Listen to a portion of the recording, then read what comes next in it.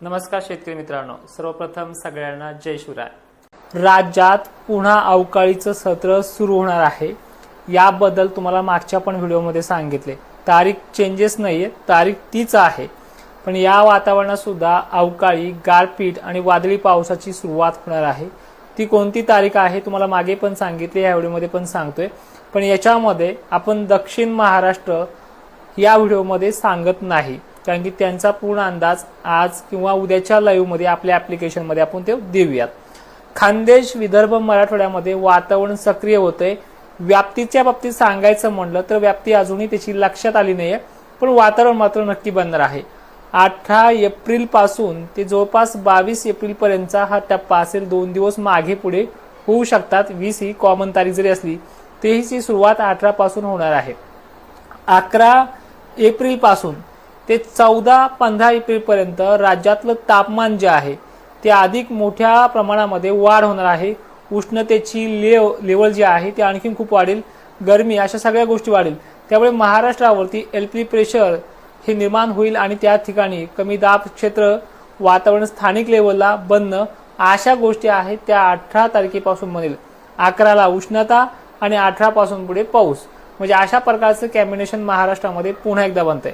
हा पाऊस जास्तीत जास्त 4 दिवसाचा असेल। काही ठिकाणी 17ला सक्रिय होईल आणि काही ठिकाणी 18-19 पासून सुरुवात करेल। पावसाची व्याप्ती आणि पावसाचा जो काही लांबणी खालीपणा जो आहे तो कमीत कमी 4-5 दिवस चालेल। अजूनही महाराष्ट्रातल्या जिल्ह्यांची यादी नाहीये, पण जवळपास पाहिलं हा दक्षिण कर्नाटकच्या भागापासून सुरुवात करतो। त्यामुळे मराठवाडा, विदर्भ, खानदेश भाग याच्यामध्ये असण्याची शक्यता तर आहेच। त्याचबरोबर या वातावरणाच्या जो काही क्रेज असेल, या वातावरणाची जी काही विन्सेंटिसी असेल, ही पण बऱ्याच ठिकाणी जास्त प्रमाणात पाहायला मिळते। कर्नाटकचा जर विषय पाहायला गेला तर मागच्या इतकाच धुमाकूळ कर्नाटकमध्ये आहे। त्यामुळे मराठवाड्याकरांना, विदर्भकरांना परत एकदा सतर्कतेचा इशारा राहणारच आहे। सविस्तर माहिती आणि अधिक याच्याबद्दल तंतोतंत अंदाज आपल्या ऍप्लिकेशन मध्ये उद्या संध्याकाळी 6 वाजता देण्याचा प्रयत्न करेल। आणि विशेषतः या पावसामध्ये सुद्धा थोडक्यात सांगायचं झालं तर गारपीट वगैरे अशा गोष्टी होणार आहेत। आणि विशेषतः ही माहिती तुम्ही इतरही शेतकऱ्यांपर्यंत पोहोचण्याचं काम करा। 2 वर्षापासून या चॅनलवरती काम करतोय, तर ह्या चॅनलचे 100K सबस्क्रायबर पूर्ण करण्याचे मी आज वैयक्तिक तुम्हाला बोलतो आहे, ते आपल्याला करायचे आहेत।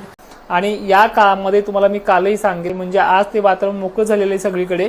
आजपासून ते पुढच्या 10-11 तारखेपर्यंत सध्या तरी टेन्शन नाहीये। आणि 11-12ला का टेन्शन थोडंफार असू शकतं का, कारण की तो भाग वेगळा आहे ज्याचं नाव आपण घेत नाही। त्या भागामध्ये स्थानिक वातावरणाचे धग काही कोकण किनारपट्टी सारख्या ठिकाणी होऊ शकतात, त्याबद्दलही उद्याचा व्हिडिओ असणार आहे। पण 18 एप्रिलला हे वातावरण ऍक्टिव्ह होणार आहे, याचा अंदाज तुम्ही लक्षात घ्यायचा आहे। आजचा जो विषय आहे, एका मित्राने अशी कमेंट केली आहे की सर तुम्ही झाडं लावण्याच्या बाबत हवामान तज्ञांनी सांगितलं पाहिजे, तर सांगतो।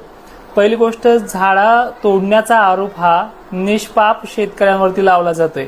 खरं तर शेतकऱ्यांच्या बांधावरतीच झाडं राहिली आहेत। तुम्ही केलेल्या समृद्धी महामार्ग असेल, हायवे असेल, त्याच्या कडेला झाडं राहिली नाहीत। ते सुद्धा शेतकऱ्याच्या बांधावर असलं तर तिथे उभं राहून आपल्याला सावलीला बसावं लागतं। हा सरकारवरती माझा पहिल्यांदाच आरोप असणार आहे। शेतकऱ्यांनी झाडं जगवलीत आणि ते जगवतात सुद्धा, पण ते झाडं जगवण्यासाठी शेतकऱ्यांचं जी काही शेतजमीन आहे, नांगरट असेल, इथल्या कुठल्याही गोष्टी असेल, त्या गोष्टीमुळे झाडांना सुद्धा बाधा पडते। म्हणून तुम्हाला एक थोडासा ठिपका लावलेला आहे की झाडं लावण्याचं काम तुम्हीच करा आणि संगोपनही तुम्हीच करा। अरे वन विभाग असेल, कुठलीही गोष्ट असेल, त्या झाडामुळे येणारे वन्य प्राणी किंवा त्या झुडपांमुळे होणारा बिबट्यासारखा वावर, तुम्ही वन विभाग काम काय करता, शिवी ते तोंडाला। कारण की जीव गेलेत ह्या वर्षी शेतकऱ्यांच्या लेकरांचे, शेतकऱ्यांचे दारं वगैरे धरताना सुद्धा। तर हा विषय ठेवूयात। पावसाचा आणि झाडांचा संबंध काय आहे तो देखील समजून घेऊया। बरेच जण म्हणतात 1972ला दुष्काळ पडलाय, तो तर जगजाहीर आहे, इतिहासात त्याची नोंद पण आहे। त्यावेळी झाडं नव्हती का, दुष्काळ त्यावेळी का पडला म्हणून, याही प्रश्नाचं सोल्युशन मी तुम्हाला देणार आहे। पण महत्वाचं बोलतोय, पावसामध्ये दुष्काळ पडला तो एक समतोल दुष्काळ होता, तो अनेक ठिकाणी दुष्काळ पडला संबंध महाराष्ट्रामध्ये, संबंध भारतामध्ये। पण आता जे होणार आहे इथून पुढे त्यामागचं शास्त्रीय कारण आहे का, झाडाचा रोल काय आहे। झाड वैयक्तिकरित्या सांगायचं म्हणलं ते कोणाच्या उपकारावरती जगत नाही, स्वतःचं अन्न ते स्वतः तयार करतं। पण त्यानंतर ज्या गोष्टी घडतात, माणूस असेल, प्राणी असेल, इतर कुठल्या गोष्टी, हे स्वतःचं अन्न स्वतः तयार करत नाही, यांना दुसऱ्याचंच खावं लागतं. एक्झाम्पल, शेतकरी जरी असला की याला शेतामध्ये पेरावं लागतं आणि ते उगूनच खावं लागतं. पण झाड प्रकाश संश्लेषण क्रियेद्वारे आपल्या पाण्याच्या थ्रू, हरितक्रांतीद्वारे स्वतःचं अन्न स्वतःच तयार करतं, म्हणून त्याला स्वयंपोषी म्हणतात.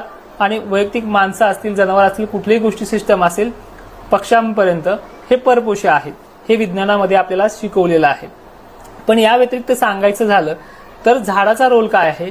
आता तुम्ही बघताय, मान्सून केरळ मार्गे, कोकण मार्गे महाराष्ट्रामध्ये जेव्हा येतो, आपण बाहेरच्या देशाबद्दल बोलणं चुकीचंच आहे, कारण की आपल्याला फक्त महाराष्ट्रापुरतं का होईना पाहावं लागणार आहे. तर वैयक्तिकरित्या सांगतो, जसे जसे झाडांची संख्या कमी झाली, लागवड करणाऱ्यांची संख्याही कमी झाली, पण आहे त्या झाडांना नांगरट असेल, कुठल्याही गोष्टी असेल, त्याच्यामुळं पाळं त्याचे ढिले होतात आणि ते अवकाळी वादळामध्ये पाऊस पडल्यामुळे ते झाडांची मुळांना धर राहिली नाही आणि ते पडतात.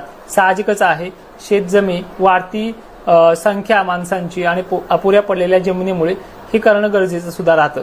पण ठीक आहे, लागवड करावी, पण लागवड केल्याच्या नंतर संगोपनही करणं कठीण आहे. असे उन्हाळे पडतात की झाडांच्या झाडासुद्धा पानांमुळे सुद्धा करपटपणा येऊन ती झाडे जळतात सुद्धा. पण महत्वाचा रोल असा आहे की झाडं शेतकऱ्यांना नाईलाज असतो तोडावे लागतात, तोडत सुद्धा नाहीत ते बिचारे, पण काही कारण असतात की काही झाडांना तिथून हलवावं लागतं. तर कारण असं आहे की वन्य प्राणी, त्यामध्ये माकड सुद्धा आलेत, वानर सुद्धा आलेत, यामुळे शेतकऱ्यांना त्याची फाटफूट सुद्धा करावी लागते. हा नाईलाज आहे. कारण आपली जी पर्यावरण संस्था, पर्यावरण जे म्हणजे सांगायचं झालं तर जे आपल्यावरती वन्य प्राण्यांसाठी जे देखरेखीखाली असणारे लोक जे आहेत, ते लोक निष्क्रिय आहेत. त्यांनी कुठल्याही प्रकारचा, रानडुकर असतील, माकडं असतील किंवा इतर कुठल्या गोष्टींवरती त्यांचा कुठलाही धाक राहिला नाही. ते फक्त पाहणी करतात आणि त्यांना अपयशच आलेलं आहे. 4-2 ठिकाणी त्यांनी सापळा लावून पकडले असतील, ते ही गावांनी फोर्स केला म्हणून त्यांनी हे काम केलेलं आहे. त्यानंतर पावसासंदर्भात झाडांचा रोल जर बघितला, झाड ही इम्युनिटी नावाचा गोष्ट तयार करते, गरमीची लेवल टिकून ठेवते. एक्झाम्पल देतो याच्यामध्ये उदाहरण सुद्धा, ज्यावेळेस तुम्ही हिवाळ्यामध्ये झाडाच्या खाली बसाल तर ते गरमी तयार करते आणि कडक उन्हामध्ये बसाल ते थंडी तयार करते. म्हणजे ते आपल्यासाठी, आपल्या प्रक्रियेसाठी त्याचं उलट प्रक्रिया असते. वर्ण तो उष्णता झेलेल आणि खाली तो थंडी देईल, आणि वर्ण जर थंडी असेल तो खाली गरमी देईल. अशा प्रकारचे दोन्ही तो रोल निभावत असतो. एक्झाम्पल तसंच, ज्यावेळेस पाण्याचा थेंबाची जाडी बनायची असेल, मान्सून काळामध्ये वाऱ्यासोबत थंड वारे सुद्धा वाहतात, ते अति जोराने असतात. याच्यामध्ये झाडाचा रोल असा आहे, ते वारे ताडतात, त्याचा वाऱ्याचा वेगही कमी करतात. आणि दुसरी महत्त्वाची गोष्ट, मान्सूनला पोषक ठेवण्यासाठी त्यामध्ये ह्युमिडिटी नावाचा जो काही प्रकार असतो, म्हणजे गरमी आपल्या भाषेत सांगायचं म्हटलं, ती टिकवून ठेवतात. त्यामुळे पाण्याचा थेंब मोठा बनतोय. मान्सून काळामध्ये सगळीकडे पाऊस पडतो, पण कसा पडतो, बारीक केसावाने थेंब, इभळ पडला तरी छत्री पण ओली होत नाही, अशातले हे प्रकार येतात. झाडाबद्दल अजूनही महत्त्वाची माहिती आहे, पण व्हिडिओ खूपच लांब होईल. आणि विनंती आहे शासकीय अधिकाऱ्यांना, शासनाला सुद्धा, की शेतकऱ्यांना झाडे लावण्याचा फोर्स करू नका.